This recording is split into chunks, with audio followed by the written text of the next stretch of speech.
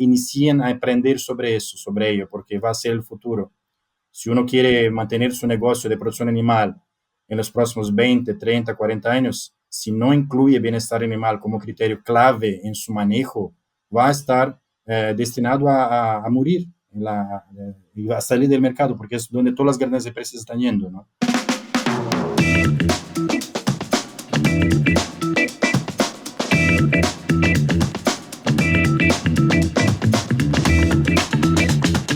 Bueno, bienvenidos a este nuevo episodio de Avi Podcast. Mi nombre es Daniela Libolsi y hoy nos encontramos con un formato diferente. Vamos a estar conversando con dos referentes, la doctora Rosangelo Poletto y el magíster Luis Mazón, que están aquí para conversar sobre bienestar animal y las oportunidades y desafíos que presenta el proceso de certificación tanto en la producción como en los mercados. Dicho todo esto, les doy la bienvenida, Luis, Rosangela. Gracias. Gracias. Bien, para empezar me gustaría conocer un poquito de su trayectoria. ¿Podrían comentarnos brevemente cómo ha sido su experiencia profesional o algo anecdótico de su formación? Bueno, yo empiezo entonces de mi lado. Yo no soy técnico, la persona científica es Rosangela, luego les comentará más. Mi background es más de negocios, o sea, yo hice universidad en Derecho y Administración de Empresas. Empecé mi vida profesional como consultor de empresas, nada que ver con granjas, ni aves, ni nada. Pasé 9 años trabajando también como gerente regional de una empresa de bebidas italiana, Campari. Yo abrí la oficina argentina de Campari, por ejemplo, pasé 4 años en Buenos Aires, o sea, nada que ver con gallinas, ni pollo, ni nada. Luego, cuando volví a Brasil, por la casualidades de la vida, por conocer amigos y tal, yo ingresé como director de una empresa que hace certificación orgánica en Brasil como responsable regional también. Entonces ahí empezó mi vida asociada a la sustentabilidad y certificación. Eso fue en 2010. Y esa certificadora de orgánicos tenía un acuerdo de colaboración con la HFAC, la Humane Farm Animal Care, que es una ONG americana que creó los estándares de bienestar animal del sello Certified Humane. ¿Y por qué? Porque había como un par de clientes en Brasil que eran manejados por esa certificadora orgánica, ya que no había ninguna estructura local de la ONG americana. Entonces, empecé por ahí. Y en 2016 vimos que había un potencial muy grande en la certificación de bienestar animal, con mucha fuerza de la parte de las gallinas ponedoras por toda la presión del cage free en el mercado latinoamericano, básicamente, inicialmente, ¿no? Entonces yo decidí salir de la certificadora orgánica y abrir en Brasil la persona jurídica, la organización también sin fines de lucro, Certified Humane, para hacer la gestión de los proyectos de certificación de bienestar animal en América Latina, con Rosangela a mi lado, claro, porque Rosangela es la parte técnica. Y con esas cosas de la vida también, de repente nos vimos también responsables por el desarrollo del sello en Asia, también por varios contactos de otras ONGs que nos recomiendan como referente en certificación de bienestar animal. Y ahora tenemos clientes en India, en Singapur, en Vietnam, Indonesia, además de México, Brasil, Argentina. O sea, nos convertimos en la certificación de bienestar animal que más hay. O sea, estamos con proyectos en 20 países, ¿no? Así que muy rápidamente mi histórico sería este. Bien, súper interesante. ¿Tú, Rosangela? Sí, bueno, entonces un gusto estar acá hablando con ustedes hoy. Y bueno, yo soy médico veterinaria y tengo la maestría y el doctorado PhD en la área de neurofisiología comportamental, ¿no? Y bueno, hice toda mi formación de posgrado ahí en Estados Unidos. Y cuando estaba al principio de doctorado en 2005 fue cuando ingresé a Certified Humane como auditora, ¿no? Entonces el programa fue fundado, ¿no? En 2003, entonces casi que al principio del programa, y ahí me quedé hasta hoy, ¿no? Entonces ya pasé como auditora para miembros del comité científico y ahora con un poco más de responsabilidad con la parte técnica.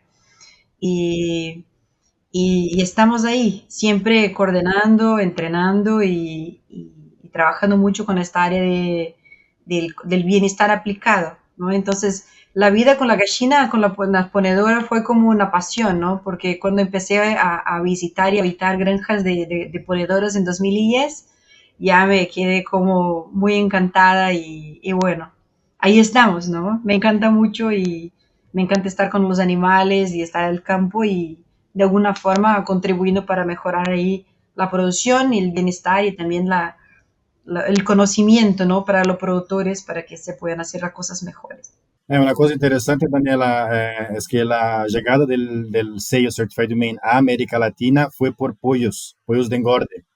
El primer proyecto fue de una empresa llamada Corin de Brasil, que está certificada hasta hoy día, y necesitaban de alguna manera de comunicar al mercado sobre sus iniciativas de bienestar animal. O sea, eso es como por naturaleza, un sello de certificación de bienestar animal tiene como principal objetivo permitir al productor comunicar su forma diferente de tratar a los animales. Y esa empresa de Brasil quería hacer eso con su producción de pollos de engorde, entonces encontró Certified Humane y por varias conexiones y tal, acabó empezando y fue la primera empresa certificada desde el 2010 en la región. Y ahí después agrandó su proyecto para huevos y ahí después tenemos otras especies también certificadas. Recién ahora, en este año, hemos lanzado la norma para salmones de Atlántico por la producción chilena, así que abarcamos así un rango bastante amplio de especies también, no solamente de avicultura, ¿no? Bien, súper interesante. Muchísimas gracias a los dos por compartir un poquito de su historia y sobre todo las diferentes anécdotas. Nunca me imaginé que iba a tocar en este episodio el Campari. Bueno, el tema que nos trae hoy es el bienestar animal. Se ha convertido, diría que en un tema evergreen. Lejos de ser una tendencia pasajera, se está consolidando cada vez más como un valor, diría, fundamental para muchos consumidores a nivel global. Y para abordar esta creciente demanda, muchas empresas, muchos organismos certificadores han surgido justamente para evaluar y garantizar que las prácticas de producción cumplan con ciertos estándares de bienestar animal. Y en esta línea, y aprovechando ustedes que están acá, me gustaría que profundicemos en cuáles son los indicadores que utiliza su certificadora para medir el bienestar de las aves, tanto en pollos de engorde como en producción de huevos. Claro, bueno, las normas de Certified Humane están divididas en cinco grandes áreas, ¿no? La primera es nutrición, después seguimos con la parte de ambiente, entonces toda la parte de instalaciones y recursos, ¿no? Que están ahí, acceso, por ejemplo, para los pollos y las gallinas. Seguimos para la parte de salud y la parte de gerenciamiento también, ¿no? La parte de la capacitación de las personas, cómo las personas están involucradas, porque no hay como tener bienestar animal sin que las personas tengan un entendimiento de lo que es normal y de por qué son importantes hacer las cosas bien, ¿no? Y cuáles son las consecuencias positivas y negativas de no hacer las cosas como deben ser. Y además detectar los problemas o los comportamientos anormales o indicadores productivos que no están de acuerdo de una forma pronta, inmediata, ¿no? Entonces, por eso es muy crítico el monitoreo de cómo andan las cosas. Y bueno, y obviamente para pollos también se queda muy crítico la parte de transporte y la faena. Entonces, cuando vamos a hacer la auditoría en los pollos, también verificamos los puntos hasta el final de la cadena, ¿no? Porque el programa Certified Humane del punto técnico verifica todo el ciclo de vida de los animales, sea vaca lechera, ganado de carne o pollos o ponedora quizás, ¿no? Entonces, por esto es crítico que constantemente observemos todos estos puntos, porque cuando hablamos de bienestar animal, la parte de comportamiento es un indicador muy importante que se sabe verificar cómo están las cosas, también tiene como tomar este indicador para hacer una inferencia de cómo está el manejo nutricional o cómo está el ambiente del animal, por ejemplo, si está con mucho calor, si está con frío o si el sustrato, la viruta está buena o no. Y bueno, y tienes cómo verificar la salud, ¿no? Y entonces, estas son las claves. Entonces, por esto que todos los estándares que tenemos para las diferentes especies están subdivididas en estas partes, ¿no? Y cada una de las partes ahí tienen sus puntos específicos de manejo de registros y esto. Entonces, y básicamente el monitoreo constante, ¿no? Es crítico.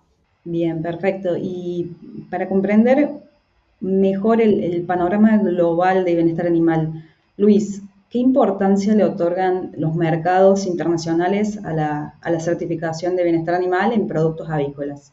Sí, o sea, como comentaba antes, toda la movida asociada al bienestar animal del lado del consumidor se fortaleció mucho en los últimos años asociado al huevo, por el tema del cage free, ¿no? O sea, hay muchas organizaciones de protección animal que tienen sectores asociados a animales de granja que hacen mucha presión para que se conviertan los sistemas. Entonces, eso se convirtió en algo muy fuerte también porque ellos llegan a hacer mucha presión en los grandes compradores. La verdad es que viene en conjunto, o sea, de una parte hay mucho más conocimiento del consumidor final sobre cómo se produce su alimento, la gente tiene más idea de cómo funcionan los sistemas productivos, los consumidores más jóvenes, más expuestos a redes sociales, tienen más interés, leen más etiquetas y tal, y hay más presión también de esas ONGs que comentaba. Y por eso muchas grandes empresas como Unilever o Heinz o Mondelez, essas grandes que consumem huevos, se ven en un dilema, o sea, yo quiero estar bien en la foto, quiero estar bien con mis consumidores, pero tengo ese problema, entre comillas, ¿no? Que yo consumo mucho producto que hoy por hoy no, o sea, viene con muchas cuestiones éticas asociadas y yo no quiero estar asociado con eso porque tengo el valor de mi marca y tal. Entonces, por eso, ahí se ve una fuerte presión mundial de grandes empresas que compran toneladas de huevos para que los sistemas cambien. Asociado también a una presión que viene del consumidor. No es solo la empresa sola por sí sola que decidió eso. Es porque nota que el mercado consumidor obviamente busca eso, ¿no? Y eso de una parte, pero en niveles diferentes dependiendo del país. Por ejemplo, en Latinoamérica, como te comentaba, aquí en Brasil o Chile, eso empezó a moverse mucho en 2016-17. En México comenzó más tarde, comenzó ahora, recién 2022-3, que empezó a estar más fuerte. En Asia, por ejemplo, que sudeste asiático, que son los mercados súper más rápidos económicamente hablando y tal, recién ahora, o sea, en China, por ejemplo, se está hablando de cage free hace un par de años solamente, mientras en Brasil hace 10, ¿no? En India, recién ahora tenemos un par de clientes, así, ahora vamos a India a participar de una feria, queremos presentar mejor y tal, pero aún no existe, por ejemplo, esa mirada muy fuerte al bienestar. Ya en Indonesia, recién y en Vietnam, certificamos más de 10 granjas, o sea, de a poquito por el mundo se ve así una presión grande por el bienestar animal asociado al cage free. Del lado del pollo, también hay, después se ve una concentración mucho más grande de marcas, o sea, menos marcas mucho más productores, ¿no? O sea, asociados a pocas marcas, diferente del huevo, que es muy pulverizado. Grandes marcas de pollo, por ejemplo, en Brasil, las dos principales, que es Sadia, de BRF, y Seara, de JBS, tienen líneas certificadas también por la presión del consumidor. Tenemos cliente en Estados Unidos, en Malasia, o sea, de a poquito se ve esa movida también del lado del pollo de engorde, pero no hay duda que la presión del huevo es mucho más fuerte, comercialmente hablando, globalmente también.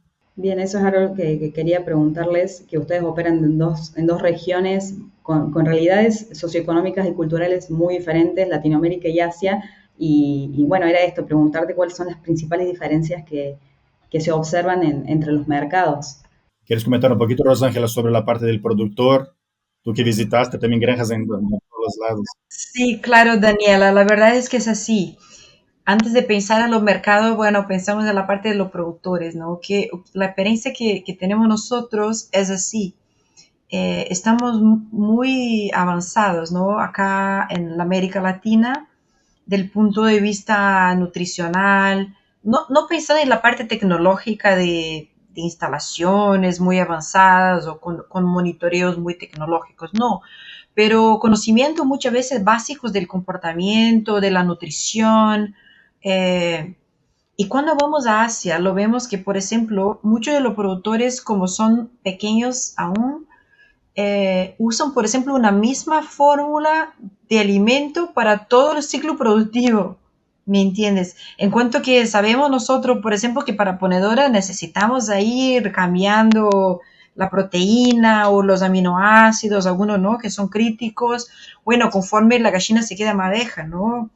Y entonces, y muchas veces por falta de conocimiento básico, entonces hay mucho que compartir con este sentido. Están todo muy listo, pronto y necesitando de información técnica, muchas veces mucho más básica que pensamos nosotros. ¿Entiendes?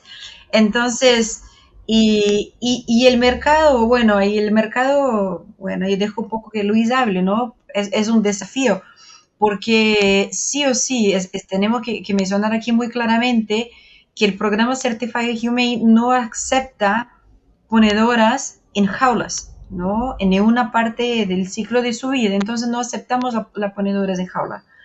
Y que habíamos aprendido con los 20 años que estamos ahí involucrados con bienestar y la parte más práctica de producción, es que las ponedoras, una vez que están libres de jaula, ingresan al pico de postura, y una vez que ingresan al pico de postura, cuando todo está bueno, el manejo está bueno, el ambiente, la nutrición, permanecen con los niveles productivos mientras como 2 a 5% arriba de los estándares de la línea genética, ¿me entiendes?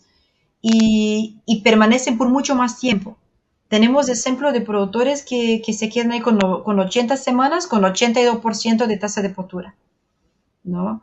Y esto es posible, entonces por eso las ganas productivas sí son mejores que en jaula, y la longevidad de la ponedora también, ¿no? En cuanto que en la jaula ahí puede ser que ahí le va, el ciclo productivo se encierra con 80 semanas, tenemos productores y no son pocos, ¿no? Que muchas veces van a 90, 100 semanas, 95, 100 semanas, porque mantienen hasta más, ¿no? La productividad alta. Pero claro que eso requiere conocimiento técnico y entendimiento, y entender que no es solamente sacar las gallinas de la jaula y poner al piso y está listo. Tienen sus detalles que tiene que tomar en cuenta. Y bueno, y esto obviamente el mercado está ahí, hay demanda y es creciente por todo lado, ¿no? Y hay interés y es creciente. Pero tenemos que pensar que los productores tienen que ser ayudados del punto técnico. Pero Luis te puede hablar más de la parte del mercado, ¿no? Del juego. Bien, entonces siguiendo con esta línea y escuchándote, Rosángela, podemos entonces entender que la implementación de prácticas de bienestar animal puede llegar a ser un reto para muchos productores en diferentes regiones, como bien mencionabas. Entonces, ¿cuáles consideras son los principales desafíos? Vos mencionaste uno, que es la falta de conocimiento, y frente a esto, entonces, ¿cuáles podrían ser las estrategias que sugieren para poder superar estas barreras para los productores? Bueno, yo pienso que sí, Daniela, necesitamos dar un paso atrás, porque necesitamos más y más que en las universidades, en la formación del agrónomo, del zootecnista, del veterinario, cada vez más ingresemos con el enseño, ¿no? La formación académica en entender los comportamientos, porque como yo mencionaba, entendemos qué es un comportamiento normal, y entendemos, por ejemplo, que la picaje no es un comportamiento normal, bueno, y tampoco es un vicio, ¿no? No, es un vicio de la gallina, no. La picaje, el piqueo, la picaje es un comportamiento normal, consecuente no solamente de una posible problema nutricional, de un déficit nutricional, pero sí o sí puede ser por una competencia para acceso al comedero, a los bebederos que no están funcionando bien, que está faltando agua, o por cuenta del calor, ¿no? Entonces hay muchos indicadores, o hay muchas causas de los problemas que no nos damos cuenta, ¿no? Uno de los puntos que son extremadamente críticos cuando pensamos en ponedoras libres de jaula son los parásitos, ¿no? Bueno, los parásitos también son un problema para gallinas ponedoras en jaula, pero tenemos que pensar que cuando tenemos las gallinas libres, la dispersión, porque se movimentan por todo el galpón o por partes del galpón, la dispersión o la transmisión de parásitos, por ejemplo, es mucho más importante, porque las gallinas llevan las cosas para un lado, para otro, ¿no? Y transmiten para las otras. Entonces, por ejemplo, bueno, entonces quiere decir que no puede tener gallinas libres de jaula porque van a tener parásitos. No, no es esto. Es que la prevención, los criterios de bioseguridad, por ejemplo, que es asegurar que tienen la malla bien cerrada, que no hay pájaros que ingresan de fuera para transmitir cosas, están bien hechas, ¿no? La desinfección de los zapatos, trocar de zapatos, por ejemplo, para ingresar al galpón, o usar la cal como desinfección de los zapatos. Esto es crítico para jaula y para libre de jaula. Pero las consecuencias en las ponedoras libres de jaula, así como es para pollo, ¿no? El principio es lo mismo. La consecuencia, si no hace las cosas bien, puede ser mucho más severas del punto negativo, ¿me entiendes? Pero si tú haces las cosas bien, las gallinas responden muy bien del punto de vista productivo, de la longevidad, y las ganas, como te había comentado, son mayores. Por esto que muchos productores que aún que no vienen quizás toda la producción libre de jaula están haciendo más libre de jaula porque las ganas, la conversión, el total de huevos, tenemos ahí, por ejemplo, productores que llegan a 480, 490 huevos por gallinas en un ciclo productivo. ¿Sí? Entonces, y no son raros, ¿no? Pero requiere tiempo y conocimiento y capacitación de personal. Esto es muy crítico. Por esto, Daniela, que sabemos que hay algunas normas que están difundidas en América Latina que no miran a esta parte de capacitación de personal.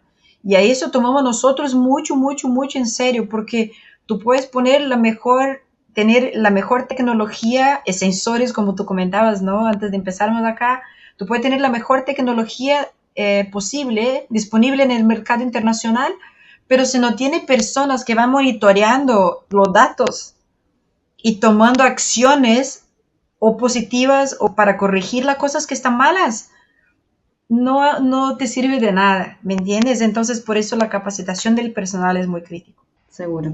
Otra cosa también que quisiera llamar la atención, yo no con la mirada del técnico, pero de quien habla mucho con los productores a lo largo de los años, ¿no? Es que se ve muy claramente, por ejemplo, a los que van a iniciar la producción, la mayoría no, o sea, una cosa que tienen que hacer casi todos es instalación de perchas.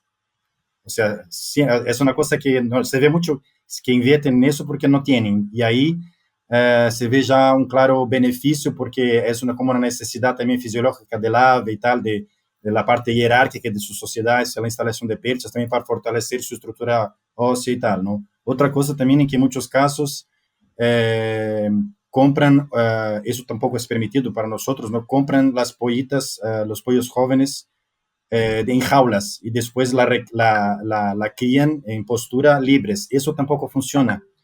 ¿Por qué? Porque el ave, o sea, un ave que es recriada, que tiene levante la crianza en piso, ya tiene mucho más conocimiento de la estructura del galpón, tiene una fisiología, es más resistente, más fuerte, la mortalidad disminuye. Entonces, varios productores con quien hablé que convirtieron eso, dijeron, es increíble la mejora en el desempeño de mortalidad de todos los criterios cuando yo hago mi propia crianza, mi propio levante, ¿no? Eso es claro. Y también otra cosa que se ve claramente un beneficio es que cualquier productor que quiera ingresar en eso, que lo haga más temprano posible con algún proyecto piloto, porque hay una curva de aprendizaje para todos. Y no es una cosa que de repente uno va a aprender así, mañana yo sé hacer todo, no, se ve claramente que año tras año se va mejorando, se va disminuyendo niveles de mortalidad, se va ajustando fórmula nutricional, es un aprendizaje, entonces, y es o sea, sí o sí en el futuro hay mercado para huevos de gallinas libres, no importa el país, algunos países va a llegar más cerca, más rápido que otros, pero los que no empezaron con eso aún, que inicien con proyectos piloto para empezar a aprender, para no quedarse fuera del mercado, ¿no?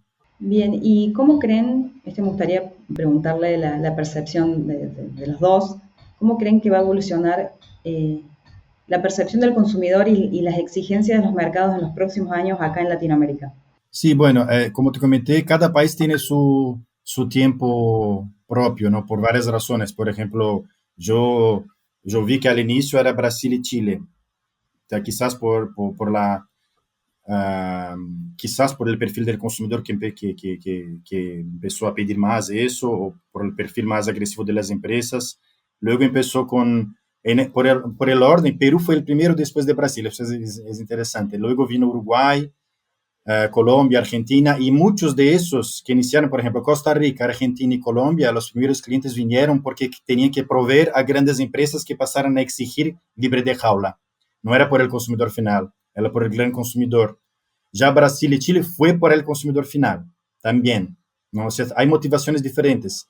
Y el primer cliente de Brasil, de Latinoamérica, que fue Corin, fue porque ellos tienen en su DNA el tema del bienestar animal desde siempre y querían comunicar.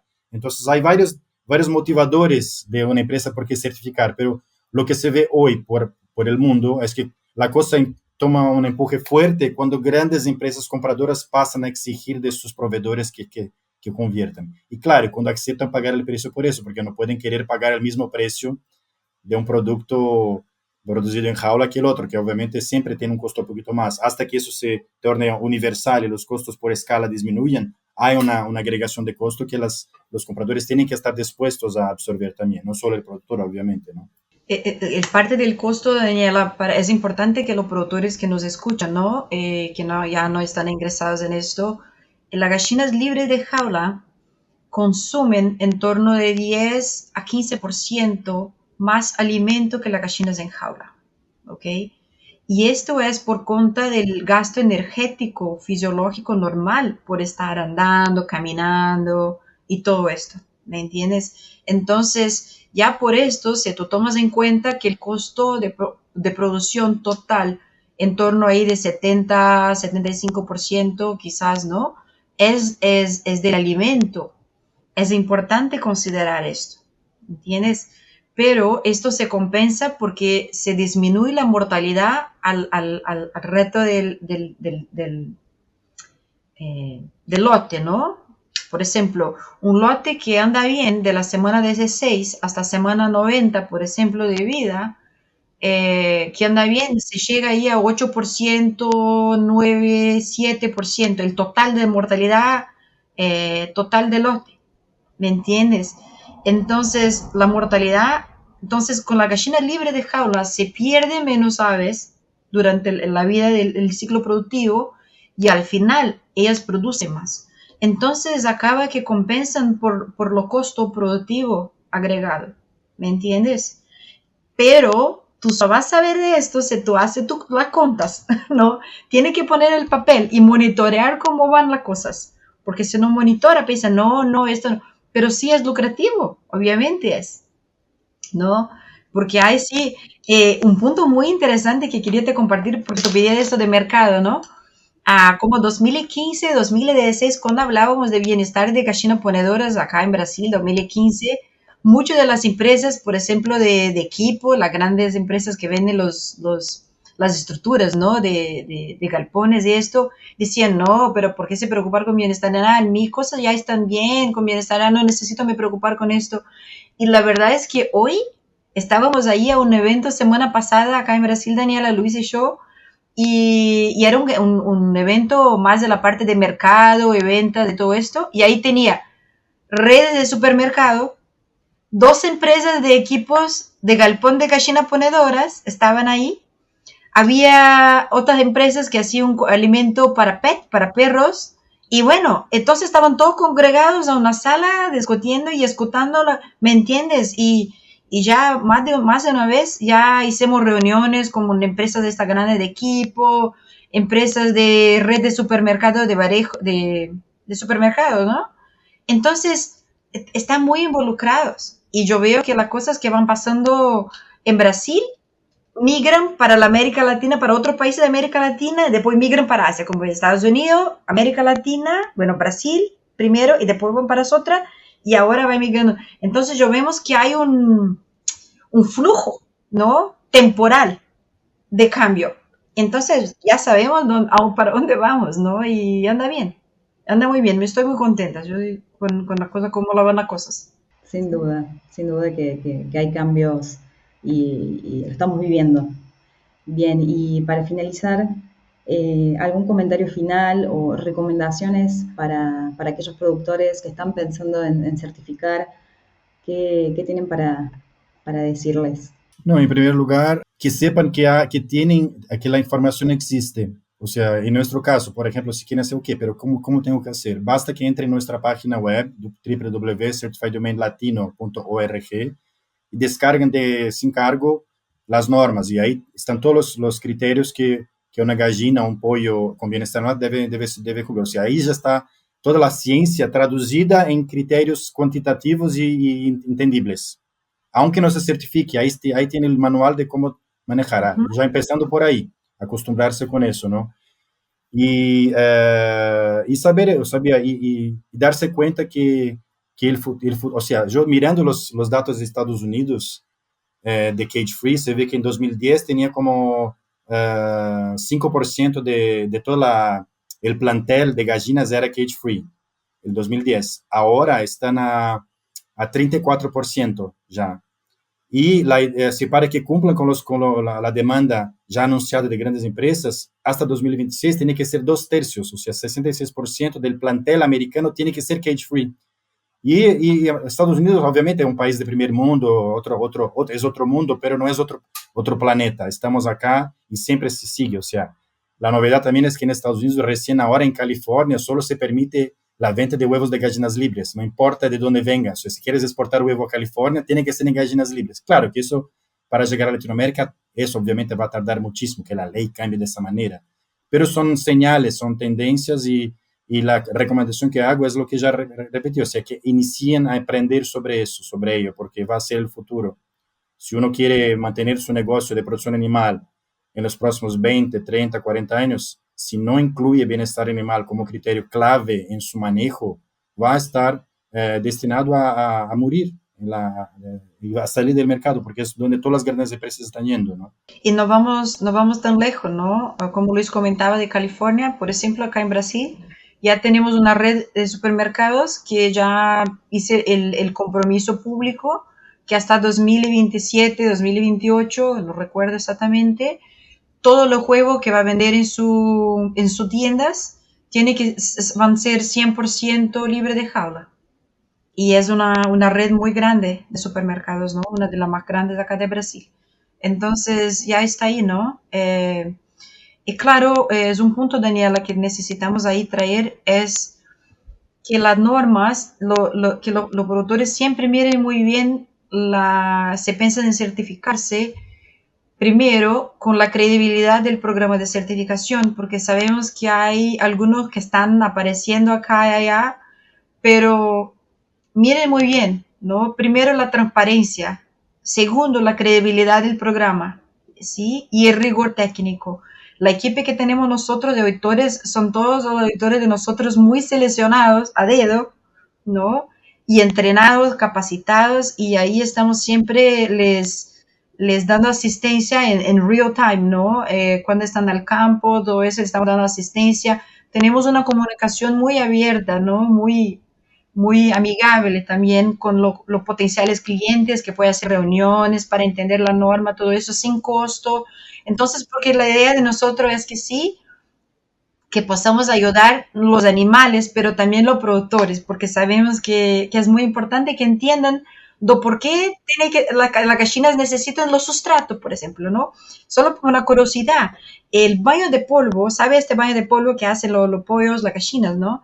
El baño de polvo libera un neurotransmisor en el cerebro de las aves, que le da la sensación de recompensa. Lo mismo que cuando tú haces algo que le gusta mucho, pues ver una película, salir con los amigos, algo así, que te libera mucho la sensación de placer, de recompensa. Así es para las gallinas o para los pollos tomar su baño de polvo. Entonces, por esto que es muy crítico, y cuando le libera algo, sé que tiene una emoción positiva, una sensación positiva, esto inhibe la hormona de estrés, que es la cortisona. Y disminuyendo la hormona de estrés, los animales se quedan menos propensos a se quedar enfermos, por ejemplo. Y mejora la productividad, porque la cortisona también inhibe la producción de los huevos, inhibe el sistema inmune, ¿sí? Entonces, hay siempre lo porqué de las cosas que están en la norma. Y esto que ahí le gustamos mucho a nosotros de les comentar estas cosas del punto de vista del programa. Entonces, aunque esté interesado, puede contactar siempre. Luis es el primero contacto, pero siempre ayudamos y hacemos todo eso sin costo, sin nada, pero para ayudarlos, ¿no? Bien. Entonces, el mensaje que yo quería pasar y muchas gracias, ¿no? Por la oportunidad de estar acá hablando porque yo soy apasionada por todo eso, entonces me encanta mucho la oportunidad de pasar un poco de los conocimientos que tenemos nosotros. Al contrario, muchísimas gracias a los dos y queda, bueno, agradecerles de parte de todo el equipo que hace posible Avi Podcast su buena predisposición y colaboración para este episodio. Muchísimas gracias. Gracias a ti. Hasta luego. Gracias. Hasta luego.